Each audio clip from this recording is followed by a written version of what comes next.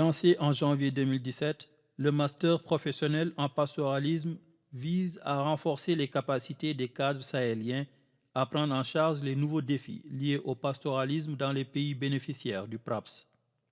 L'originalité de ce master réside dans son approche transversale, systémique, pluridisciplinaire qui combine les sciences de la vie et de la terre à celles des sciences humaines. Le master en pastoralisme est un master qui a été lancé au cours de l'année académique 2017-2018 pour répondre à un besoin parce que le SIL s'est rendu compte qu'il n'y avait pas de spécialistes en pastoralisme en tant que tel dans l'espace SILS. Et quand ils ont regardé un peu les offres de formation de nos universités, il n'y avait quasiment pas de formation master en estampillé master en pastoralisme. Il n'y avait qu'une seule formation à Dakar. Alors donc, compte tenu du besoin qui a été exprimé par les acteurs à la base, donc avec l'aide des partenaires techniques et financiers, donc le SILS a mis en place ce master-là, donc pour former des spécialistes qui soient capables vraiment de prendre à bras le corps les nouveaux défis du pastoralisme dans la zone SILS-CEDEAO.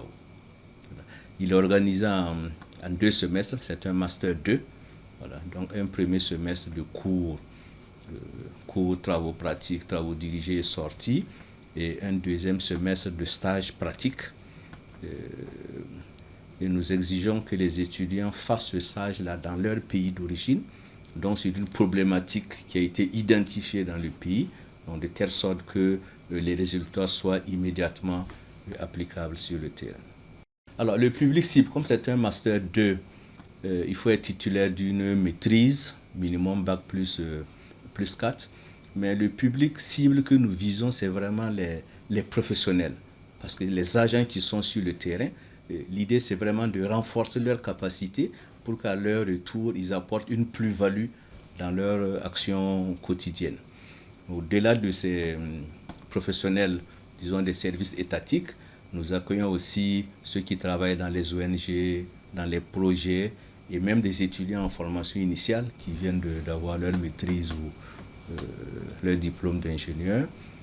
Ils sont accueillis aussi pour cette formation. En termes de débouchés, quand ce sont des professionnels, à la fin de leur formation, ils repartent dans leur ministère d'origine pour mettre en application les nouvelles compétences acquises. Et sinon, les autres sont aussi recrutés par les ONG, les projets. On en a qui, pour montrer que la thématique est vraiment pertinente, on a des étudiants qui ont été recrutés au cours de leur stage, donc avant même d'avoir soutenu leur mémoire. Donc ça montre qu'il y avait vraiment cette demande-là. Donc pour me résumer, je dirais qu'il y a les services étatiques, il y a les ONG, il y a les projets, et puis bon, il y en a aussi qui s'installent en consultant.